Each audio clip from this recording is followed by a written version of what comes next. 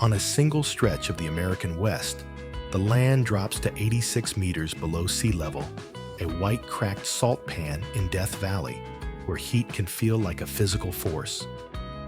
And barely a short drive away, in the same state, the world rises again to 4,121 meters at Mount Whitney, the highest point in the contiguous United States.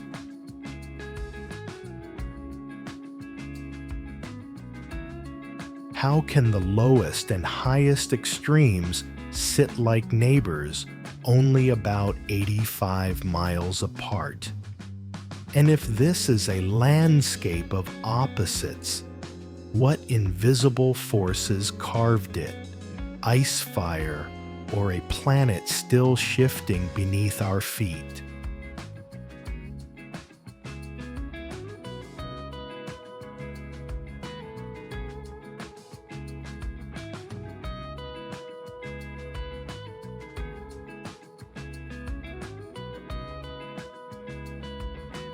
The western United States is not a single landscape.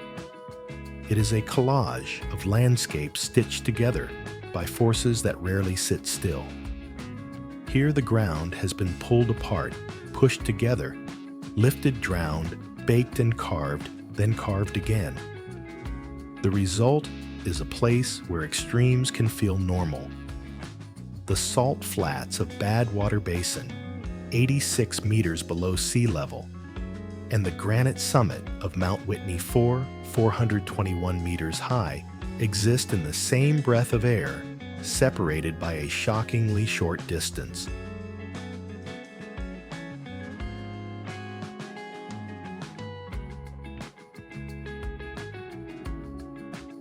To understand why the West looks the way it does, the story begins with motion, slow, relentless, almost invisible, until it isn't.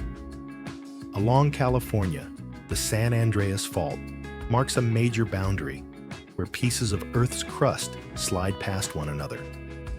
Over millions of years, this sideways grind has rearranged entire blocks of terrain. The U.S. Geological Survey even points to a measured long-term shift of about 1.5 µ per year, using displaced volcanic rocks as evidence.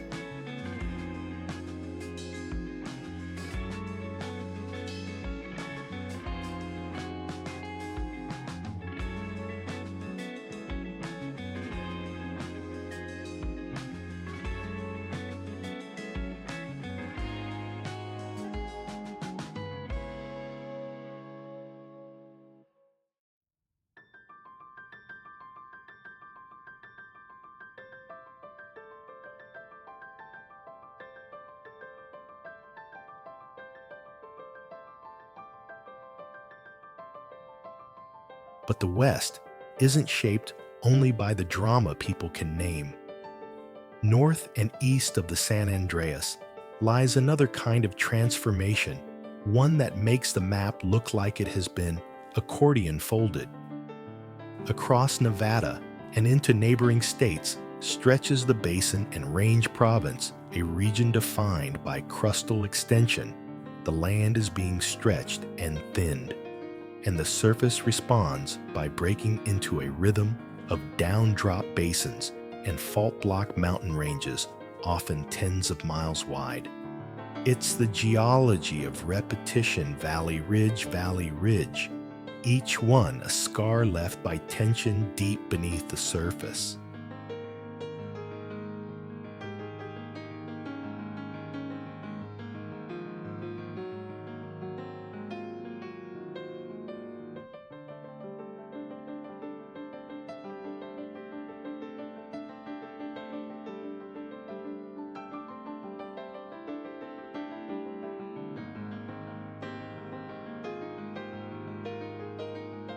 Then, as if the West needed another personality, it offers a different kind of stability, an elevated table of rock that refuses to crumble quietly.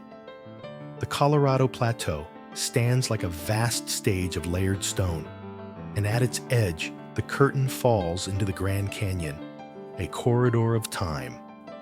The National Park Service describes the canyon as a mile deep, and the park spans 278 miles of the Colorado River, and surrounding uplands, an immense cut where erosion has turned geology into readable history.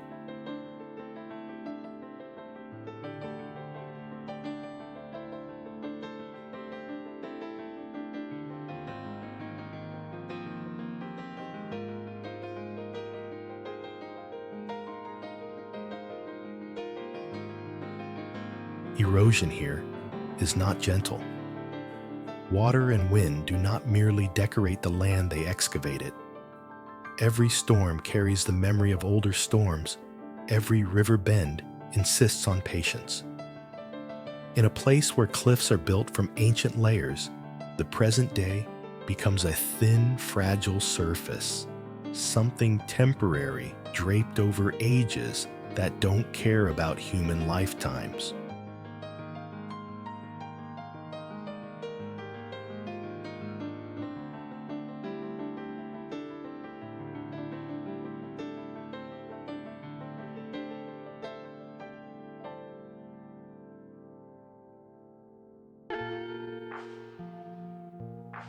And just when the West begins to feel explained, it adds one more chapter to the coastline that looks calm until it remembers what it is capable of. Off the Pacific Northwest, the Cascadia subduction zone is a boundary where one tectonic plate dives beneath another. Most of the time, it is quiet. But quiet is not the same as safe. The U.S. Geological Survey documents the 1700 Cascadia earthquake, estimated around magnitude 9.0, as one of the largest in North American history, pieced together from coastal evidence tree rings and indigenous oral histories.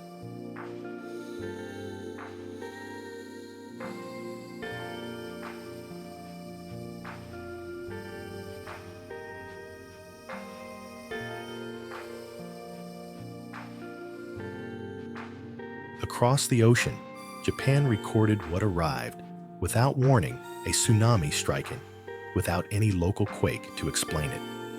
Noé's account describes this orphan tsunami reaching Japan just before midnight on January 27, 1700, pointing back to a massive source on the other side of the Pacific.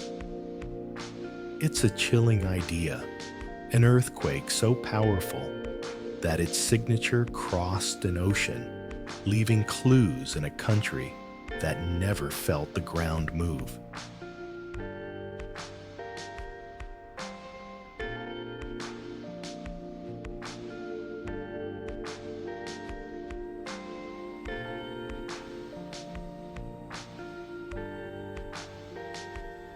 This is what makes the Western U.S. feel alive in a way that's hard to describe.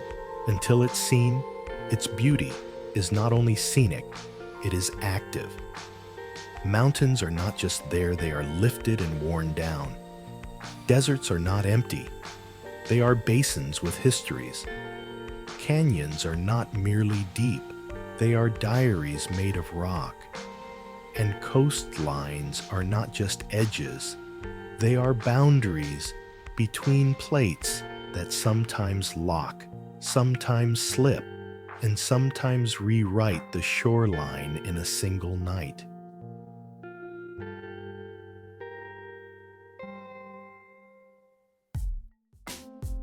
So the question that hangs over this region is never just, what is the West?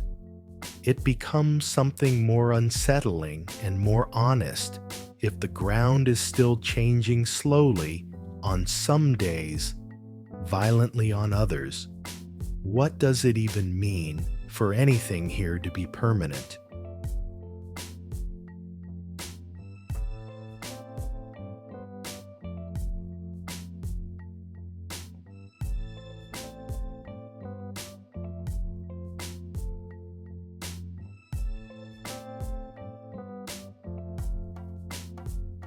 In the Western United States, nature is not one story. It's a chain of worlds stacked side by side. A cold Pacific current feeds underwater forests.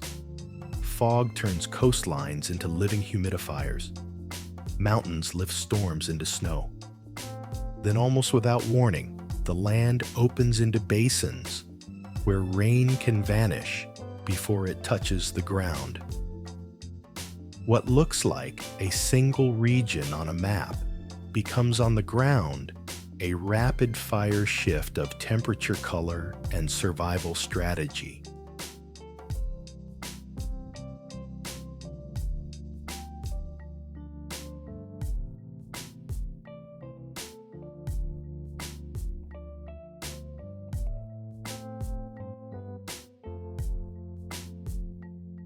Along the Pacific edge, life begins in motion.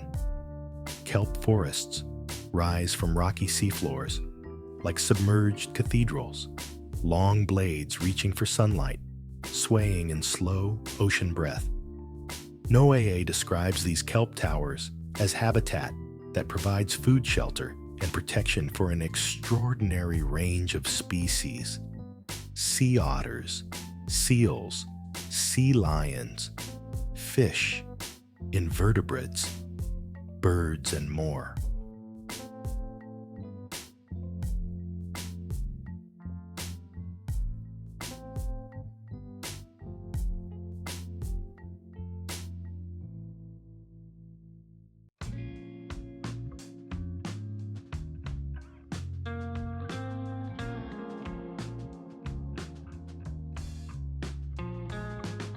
The West's first lesson is that biodiversity isn't only on land.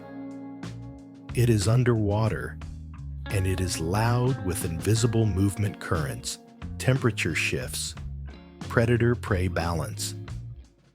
When kelp thins, the whole coastline can feel the absence like a missing organ.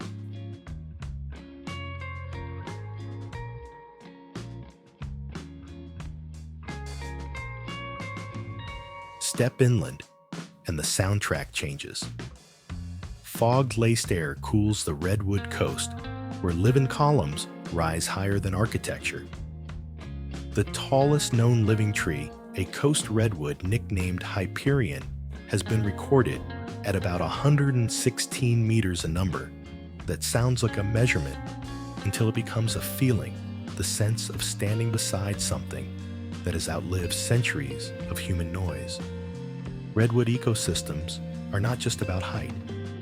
They're about moisture, fog, drip-feeding ferns, and mosses shade, keeping the forest floor damp fallen giants, becoming nurse logs that seed the next generation.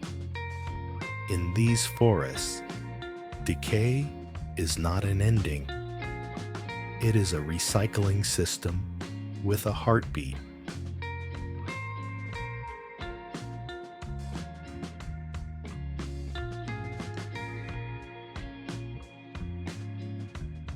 And yet the West rarely allows any one mood to last. Climb toward higher elevations, and the forest thins into conifers built for cold. Storms that arrive as rain at sea level turn into snow as they rise. Watersheds are born here in silence, meltwater threading down granite, gathering into rivers that will become lifelines for valleys far away.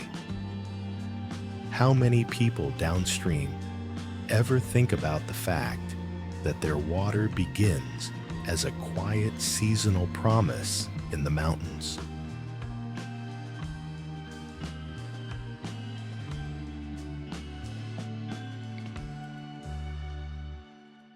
Then comes the hard pivot, the West's drylands, where life survives by mastering absence. In the Mojave and Sonoran deserts, green is not a carpet, it's punctuation. Plants and animals don't just endure heat, they schedule their lives around it. Some bloom fast after rare rains, compressing an entire season into days. Others, like desert shrubs, conserve water with waxy leaves and deep roots. Reptiles time their movements to the cooler edges of morning and evening. Mammals burrow and wait. The desert teaches a different kind of intelligence, the wisdom of not wasting motion.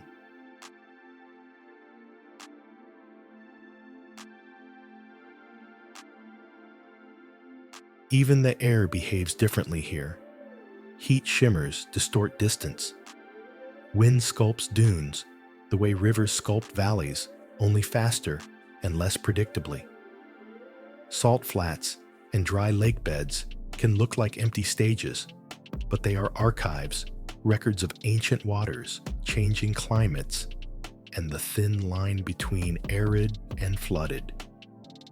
The West's deserts are not dead zones. They are laboratories of adaptation.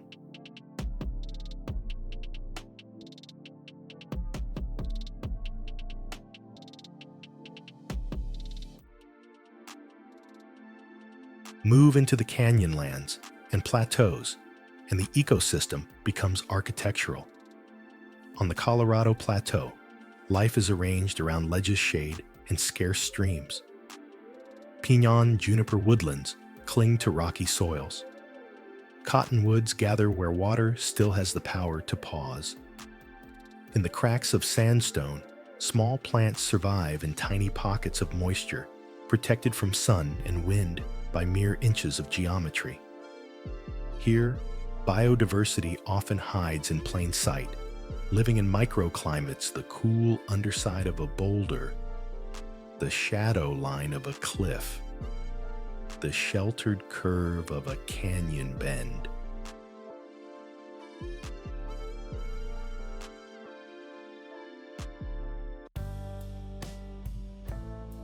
The sky adds another layer to the story. The West is home to conservation narratives that feel almost mythical because they were nearly lost. The California condor, once pushed to the edge, became the focus of an intensive recovery effort.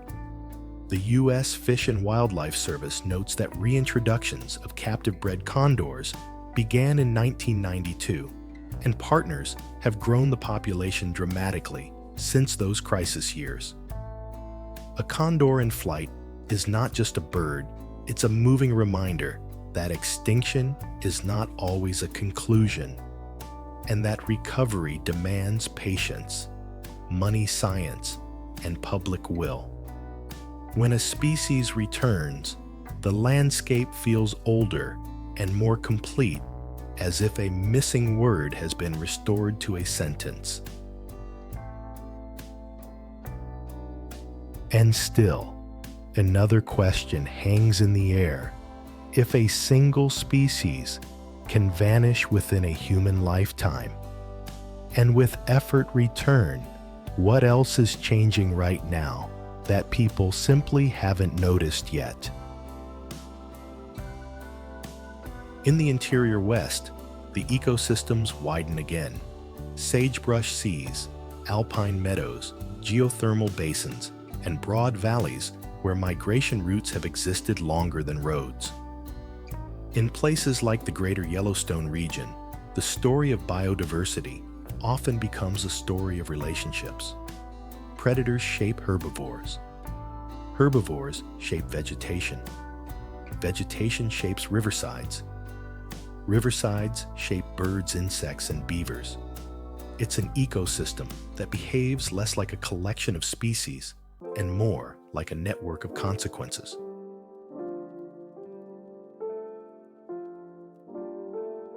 That's why the return of gray wolves to Yellowstone in the mid-1990s became so symbolically powerful. The National Park Service documents the relocation of 31 gray wolves from Western Canada in 1995-1996, a management decision that still echoes across science, politics, and public imagination. For many viewers, wolves represent the idea of a trophic cascade predators restoring balance by changing both prey numbers and prey behavior. Yet even this famous narrative has nuance. Recent reporting notes that while scientists broadly agree Yellowstone experienced cascading ecological effects, there is continuing debate about how much of the change can be attributed to wolves alone versus multiple drivers like other predators, climate variability, and human management. The West, even in its most iconic stories, resists simple explanations. And then there are the elders of the high, harsh places trees that survive not because conditions are easy, but because conditions are difficult. In eastern California's White Mountains, Great Basin bristlecone pines have long been considered among Earth's oldest living trees. Conservation International describes the bristlecone, known as Methuselah, as nearly 5,000 years old, a life stretched across millennia by slow growth and relentless weather. These trees don't dominate by height. They endure by patience, turning scarcity into longevity.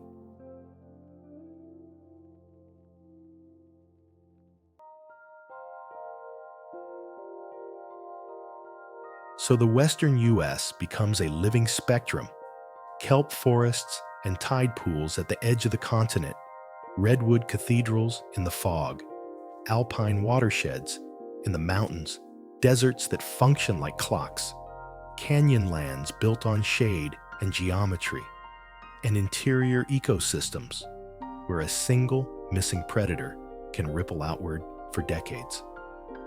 The question isn't whether life exists here, it's how many different versions of life can coexist in one region, each shaped by the same truth: the West is extreme, and survival here is an art.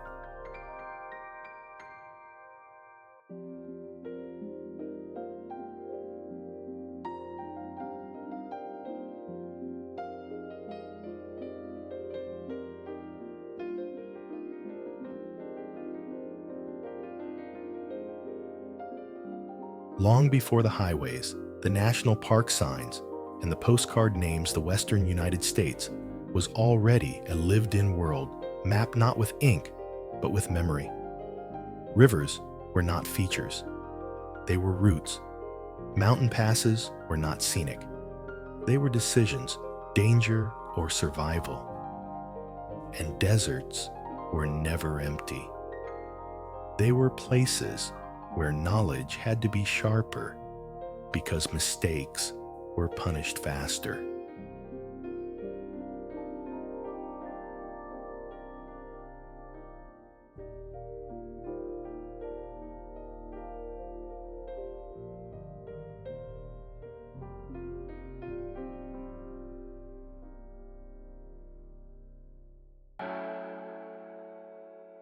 The deepest human story in the West begins at the edge of time in fragments: a stone point, a camp trace, a scatter of worked flakes half buried in ancient soil.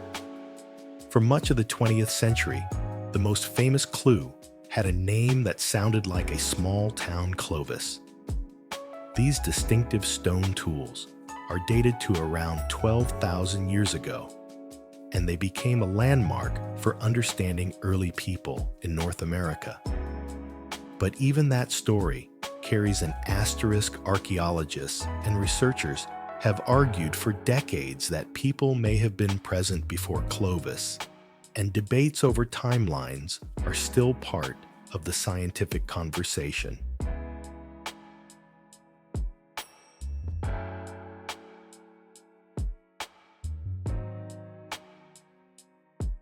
What matters in a documentary isn't claiming certainty where it doesn't exist, it's feeling the scale. 12,000 years is not a long time in a casual sense. It is a span wide enough for glaciers to retreat, lakes to appear, and vanish forests to shift coastlines to redraw. The western U.S. is a land whose climate has changed repeatedly, and early humans would have lived as mobile problem solvers, adapting to animals that migrated seasons, that swung hard, and landscapes that could turn hostile without warning.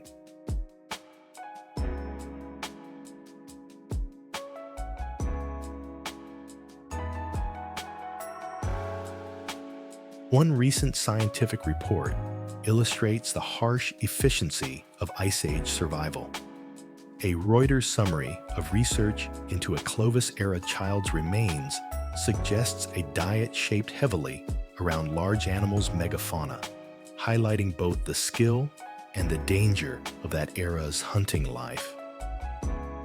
It's a reminder that prehistory isn't myth.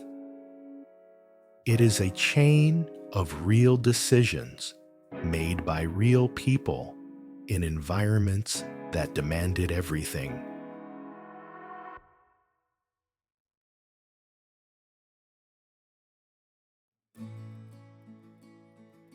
Over time, those early patterns of movement became something else regions of rooted knowledge.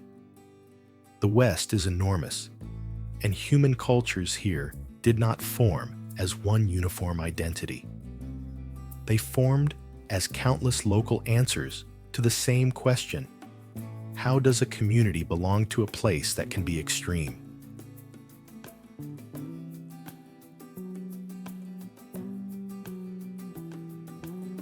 Along the Pacific Northwest and the West Coast, one answer was written in water. Salmon were not merely food. They were identity ritual and continuity. No AA describes salmon as one of the first foods for tribes along the West Coast and notes their essential role in tribal culture and spiritual ceremonies honored through songs, artwork, and legends. In a landscape where seasons can be unpredictable, a returning salmon run is more than a natural event. It's a calendar. It's a promise. It's also a responsibility stewardship practiced across generations.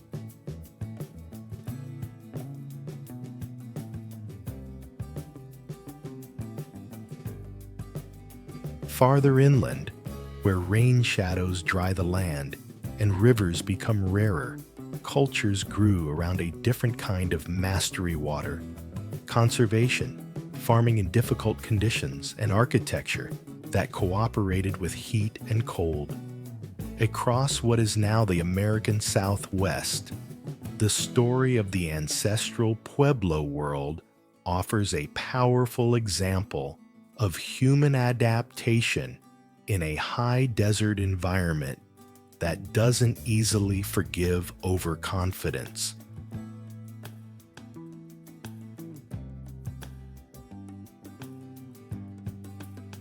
In the canyon country of northwest New Mexico, Chaco Canyon became a thriving regional center for ancestral Pueblo people from about 850 to 1250 CE. According to the National Park Service, an improbable concentration of monumental construction community and connection in a place with marginal rainfall and harsh winters. UNESCO describes Chaco as a network of sites preserving elements of a vast pre-Columbian cultural complex that dominated much of the Southwest from the mid-9th to early 13th centuries.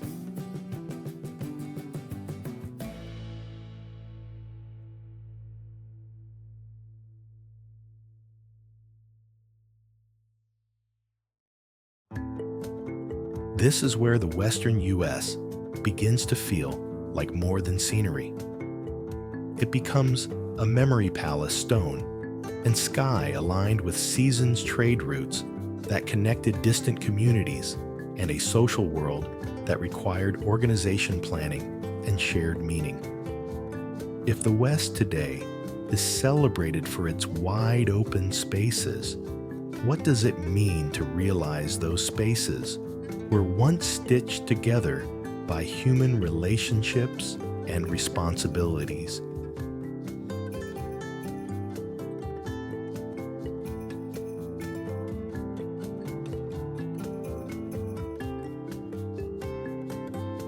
Then, the documentary lens shifts to another cliffside chapter Mesa Verde, where the rock itself became shelter.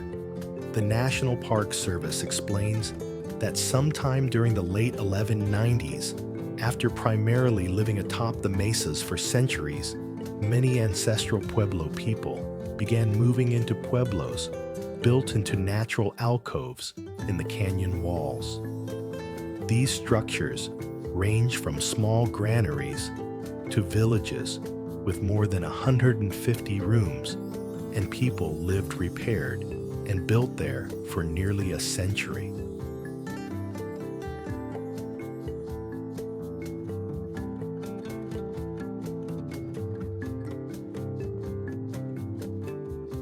It's a striking image, homes tucked into stone, like nests protected from wind heat and winter. The cliff dwellings are famous today because they're visible, because stone survives. But what's harder to see is the daily life that once filled those rooms, the sound of grinding corn children, learning where shade falls at different times of day, the quiet calculation of how far water must be carried, how long stored food must last, how a community stays intact when weather turns against it.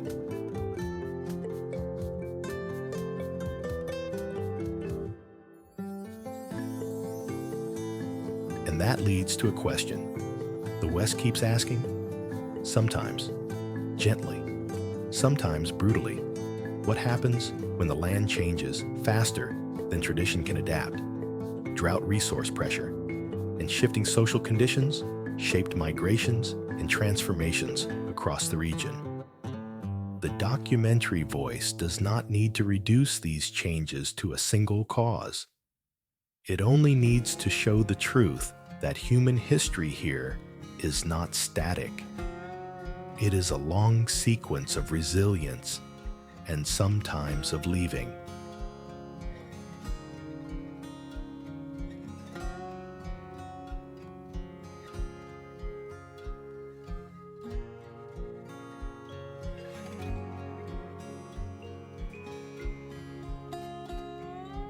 Meanwhile, other Western landscapes demanded other forms of intelligence. In the Great Basin and desert regions, survival often depended on reading subtle signs, seasonal plants, hidden springs, animal movement, and microclimates that could mean life or death. In the mountains and plateaus, people learned passes and weather patterns the way sailors learn currents. Along the coasts, ocean knowledge became law. Tides, storms, and the timing of abundance.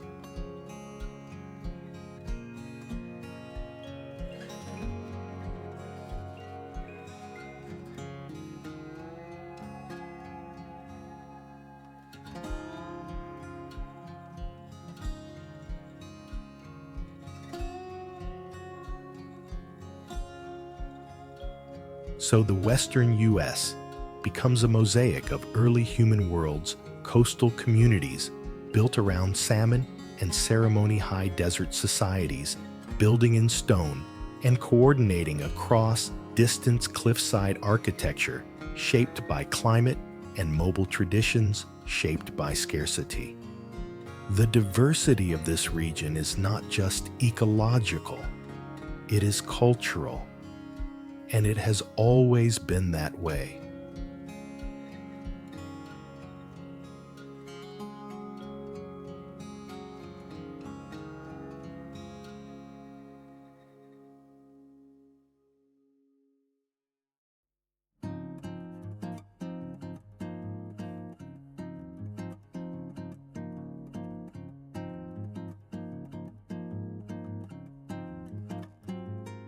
There is also a harder truth. Beneath the beauty, much of what is known today comes through incomplete windows, archaeology, oral traditions, historical fragments, and modern research that is still learning how to listen with respect.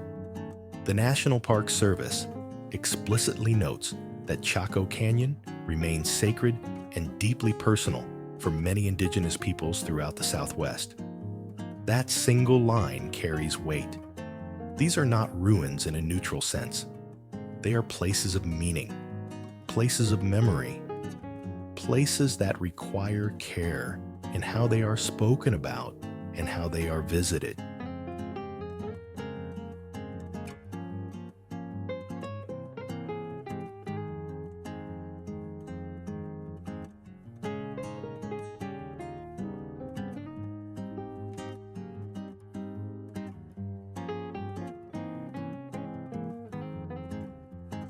And if the West is a region still shaped by tectonics, by faults, eruptions, erosion, then the human story is shaped by something equally powerful: continuity under pressure.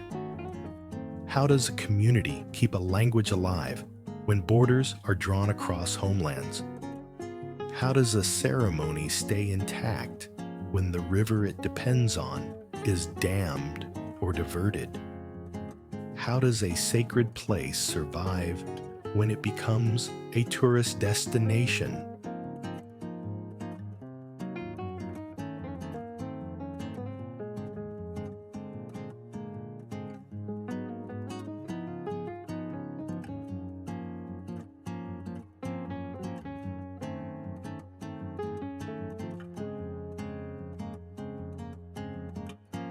Those questions do not belong only to the past. They are living questions. And they turn the Western U.S.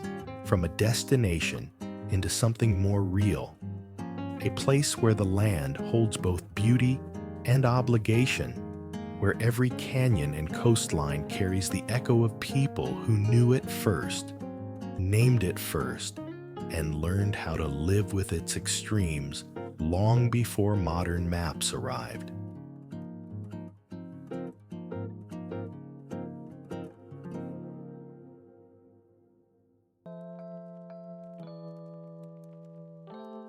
In the western United States, history often arrives like a second landscape laid over the first roads, on top of trails, towns on top of camps, rail lines cutting through valleys that once felt unreachable. And yet, the earliest outside arrivals didn't come because the West looked beautiful on a postcard. They came because the coastline promised trade, the interior promised resources, and the map still had too many blank spaces.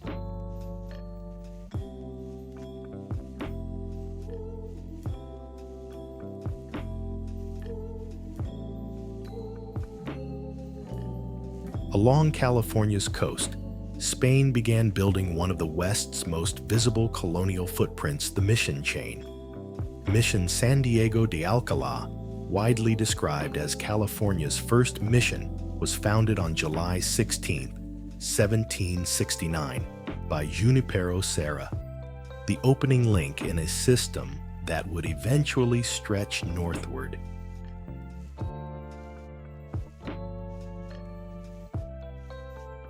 Over time, the Spanish established 21 missions between 1769 and 1823, attempting to colonize Alta California and reshape indigenous life around new religious, political, and economic systems. The mission story is not a simple tale of building.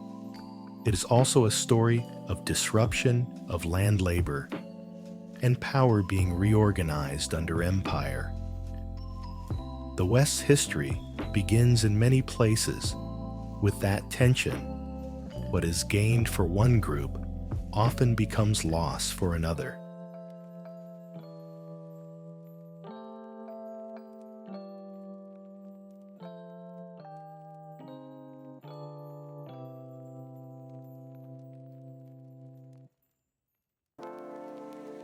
Then further north, another empire briefly left its own signature in wood and ocean air. At Fort Ross, on a bluff above the Pacific, the Russian-American company established a settlement that thrived from 1812 to 1841, the southernmost Russian outpost in North America, created in part as an agricultural base to help supply Russian Alaska.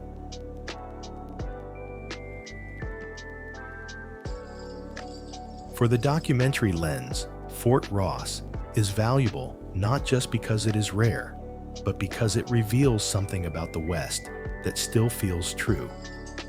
This region was never a single straight line of destiny. It was contested space, multiple powers, multiple languages, multiple visions of what the land should become.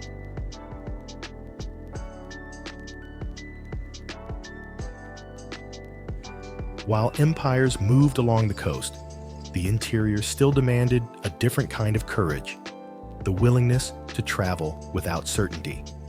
In 1805, the Lewis and Clark expedition reached the Pacific Ocean, most members arriving at Cape Disappointment on November 15, 1805, where they finally saw the ocean they had been aiming for.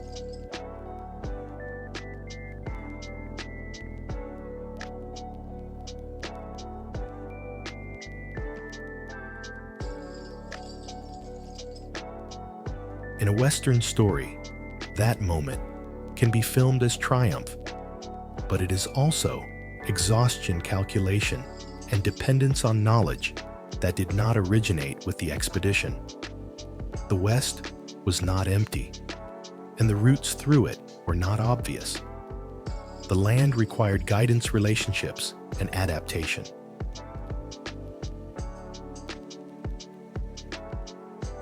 Then came a political shift that changed the West in a single stroke of paper.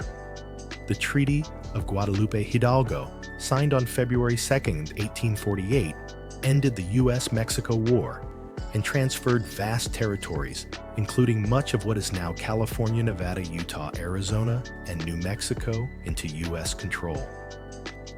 It is difficult to overstate how quickly borders can transform lives. A place can wake up under one flag and fall asleep under another. And when borders shift, so do the rules of ownership, the meaning of citizenship, and the pressure placed on land.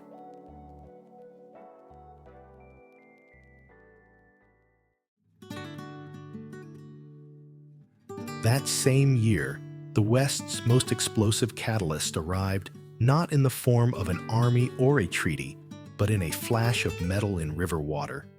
On January 24, 1848, James W. Marshall discovered gold at Sutter's Mill in the Sierra foothills, an event that ignited the California gold rush.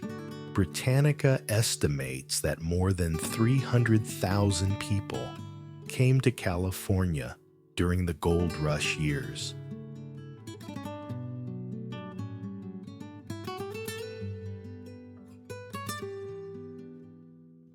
This is where the West's tempo changes. The story accelerates.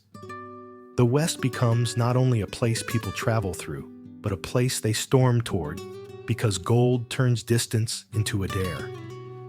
Ships arrive, trails flood, camps become towns almost overnight, and suddenly, the landscape is not just geological drama, it is human drama, ambition, fear, improvisation, and violence, all moving faster than law can keep up. Within 2 years, California's identity shifted again. California became the 31st state on September 9, 1850, entering the Union with stunning speed compared to the usual territorial process. A documentary can show this as a moment of arrival, but it also raises a darker question. When a place changes that quickly, who gets left behind? Who gets pushed out? And who pays the hidden costs of the rush?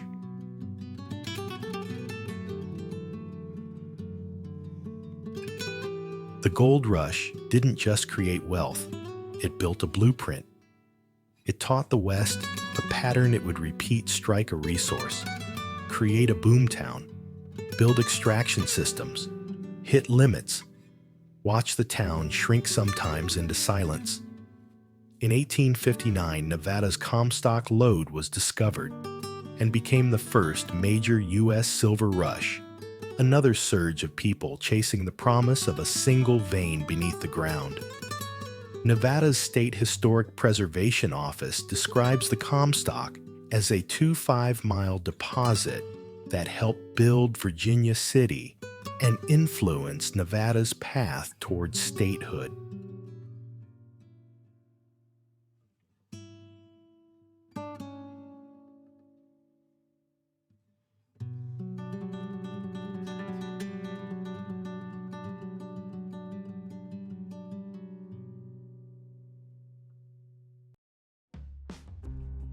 Here, a representative Western town can be framed not as a cute historic stop, but as a machine built for one purpose: mining.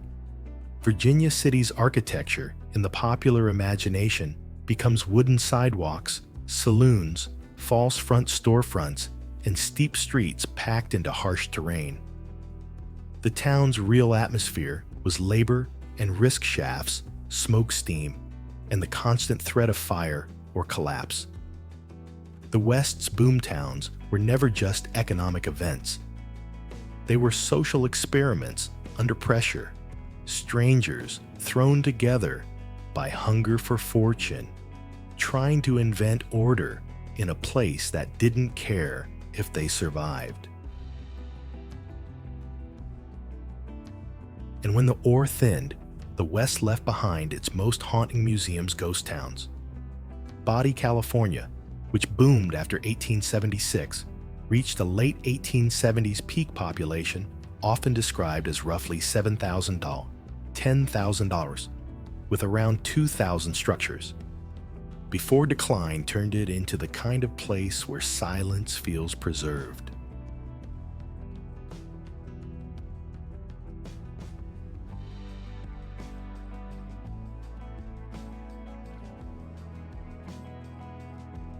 Ghost towns matter in this documentary, not because they're spooky, but because they reveal the West's bargain. The land can make someone rich, then make them irrelevant.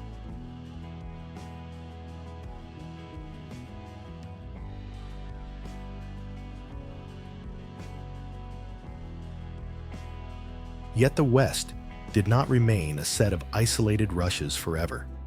To truly develop it needed connection, and connection arrived on steel. On May 10, 1869, at Promontory Summit, in what was then Utah Territory, the ceremonial last spike marked completion of a first transcontinental railroad link between the Union Pacific and Central Pacific.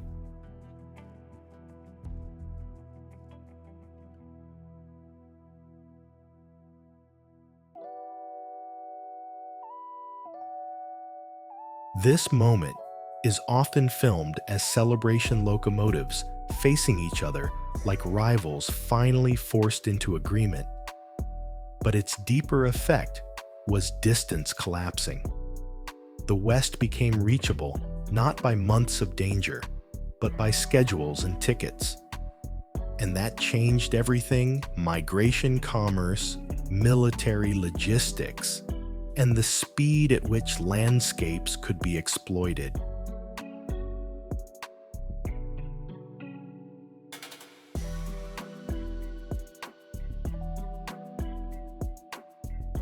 With railroads came new industries on a massive scale. Timber from the Pacific Northwest minerals, from mountain ranges, cattle from open range country, and later oil, each wave leaving both cities and scars. Extraction built fortunes and infrastructure, but it also created long-term consequences. Forests stripped faster than they could regrow rivers, diverted and dammed air, and water altered by industry and indigenous communities facing intensifying displacement and legal battles over land.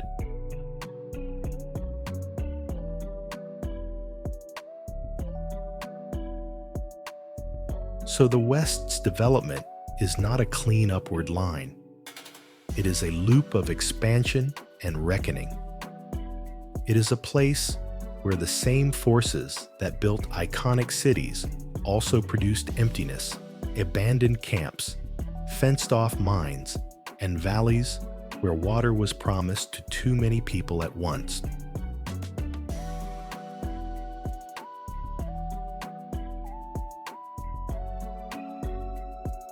In cinematic terms, this section ends with a question that points directly into the modern era. If the West was built by movement, mission settlements, gold rushes, railroads, what happens when the next great movement isn't people chasing resources, but resources disappearing? And when the West's oldest limit returns water, who gets to stay? And what must change?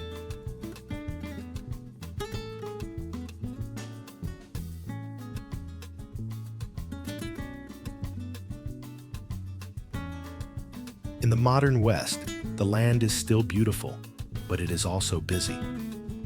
The same roads that once led prospectors toward gold now funnel millions of visitors toward viewpoints, trailheads, and photo-perfect horizons. The National Park Service reported a record 331.9 million recreation visits in 2024, a scale of popularity that turns wilderness into logistics traffic lines at sunrise, crowded boardwalks near fragile geothermal ground, and rangers trying to protect both people and places with limited time and staffing.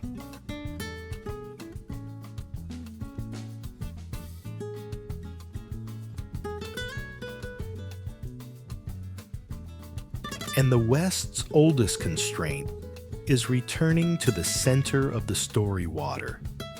The Colorado River system, once treated as a guaranteed engine for cities, farms, and hydropower, has been strained by long-term drought and demand. A Congressional Research Service report notes that reclamation declared a Tier 1 shortage for 2022 and implemented shortage conditions in 2023 and 2024 as reservoir storage fell near historically low levels.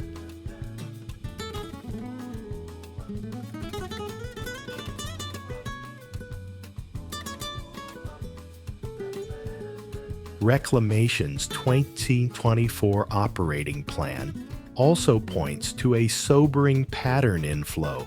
To Lake Powell was below average in 18 of the past 23 years, 2023, a reminder that normal water assumptions have been failing for decades.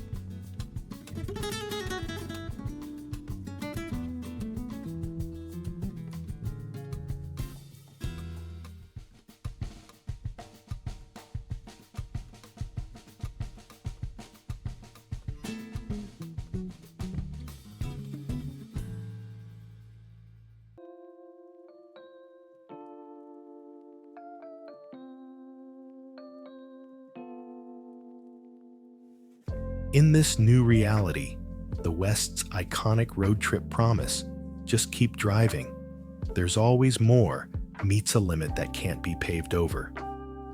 What happens when a river is divided on paper, but arrives smaller in real life? What happens to a desert city when the reservoir behind it becomes a monthly headline instead of a background certainty?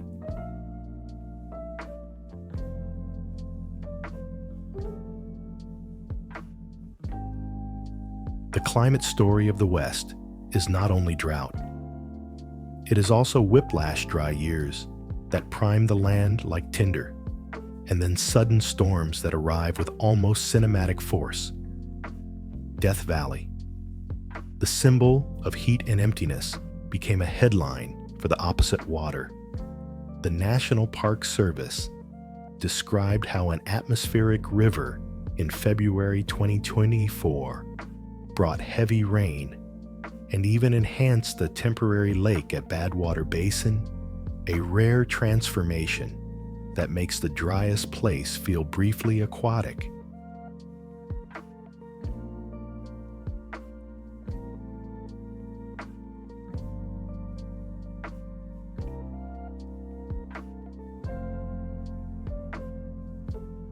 NOAA has tracked repeated atmospheric river sequences along the west coast, emphasizing how these narrow corridors of moisture can deliver intense rain and mountain snow across wide regions.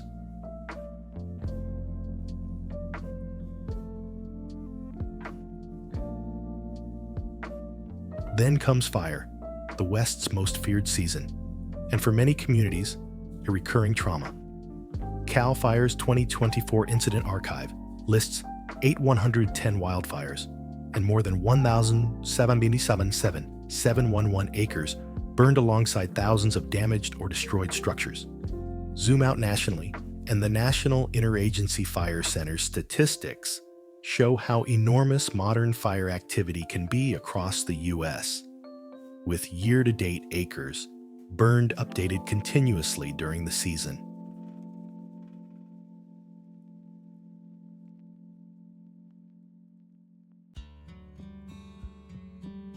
In documentary terms, wildfire is not just a disaster montage.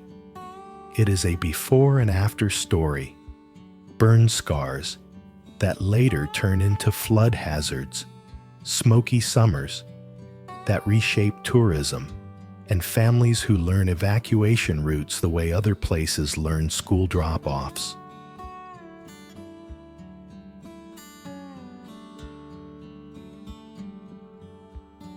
And yet the West is also negotiating what access means in an era of crowding and maintenance backlogs. Beginning January 1st, 2026, the U.S. National Park Service implemented non-resident fees at 11 of the most visited national parks. Non-U.S. residents pay the standard entrance fee, plus an additional $100 per person age 16 plus, unless they use the non-resident annual pass. It's a policy designed at least in part around funding and fairness debates, but in a film, it can be framed more broadly. The West has become so desired that even the act of entering it is now part of a national conversation.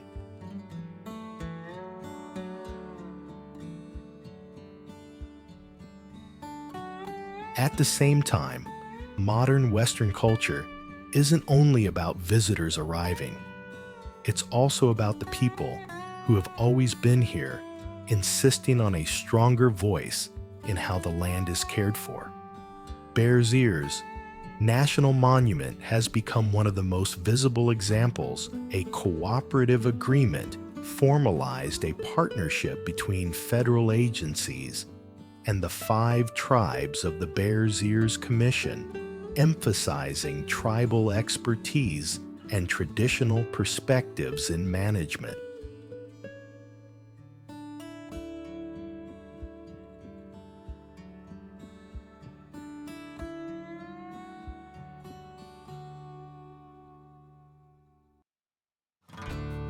Scholars and journalists have also examined how complicated co-management can be in practice, where sovereignty, conservation, recreation, and federal authority collide in the same landscape.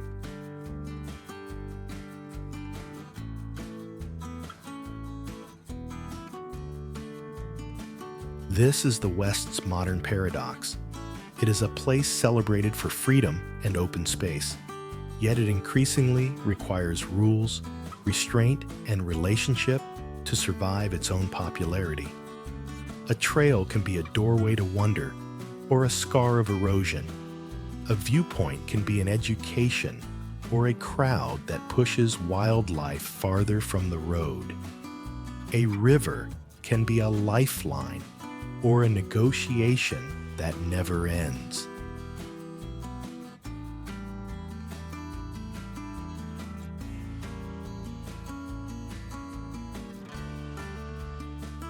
So the question that closes this chapter is not only what is happening to the Western U.S., it becomes more personal and more urgent.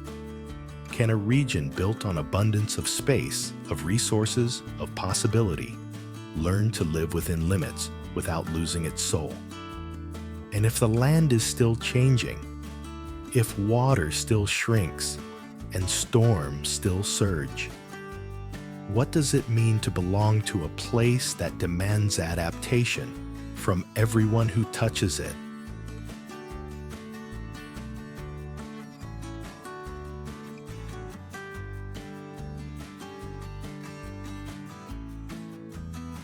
The Western United States is often sold as a promise-wide skies, endless roads, freedom in every direction. But underneath the romance, this region is something more demanding and more honest. It is a living system built on motion fault lines that remind cities they sit on borrowed stability rivers that refuse to match the expectations written into old agreements.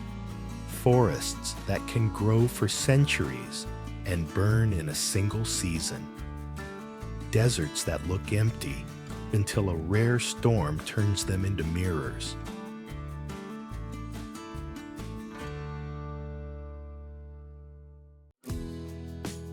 In the West, time is visible. It sits in canyon walls like pages you can walk past. It stands in old trees that survived because they learned to grow slowly. It rises in mountains that were lifted by forces no one can negotiate with.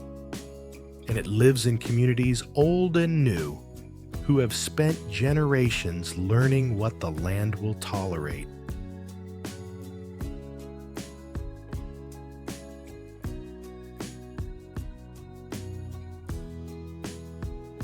That is why the West can't be consumed like scenery.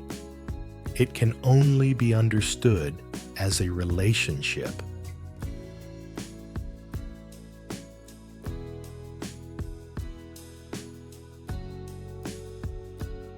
A visitor can stand on a lookout and feel small, but the real lesson comes afterward.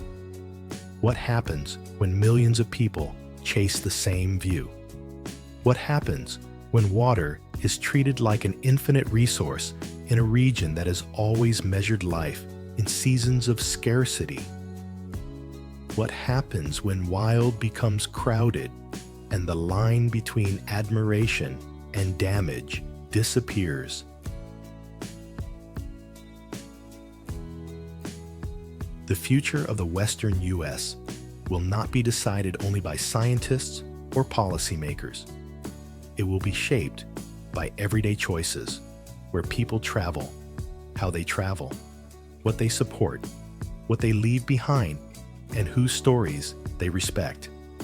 It will be shaped by whether tourism helps protect a place or quietly erodes it. And it will be shaped by whether modern life can learn something ancient, that survival here has always depended on restraint, adaptation, and listening.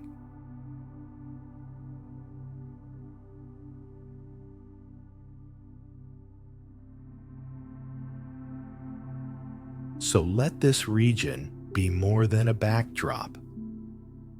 Let it be a reminder that beauty can be fragile, that landscapes are not static, and that the most powerful places on earth often ask something back from the people who enter them.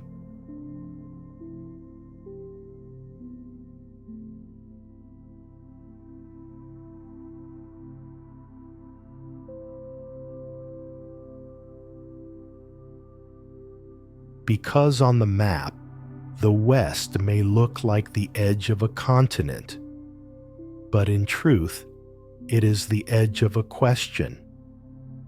If the land is still changing beneath our feet, what kind of future are we choosing to build on top of it?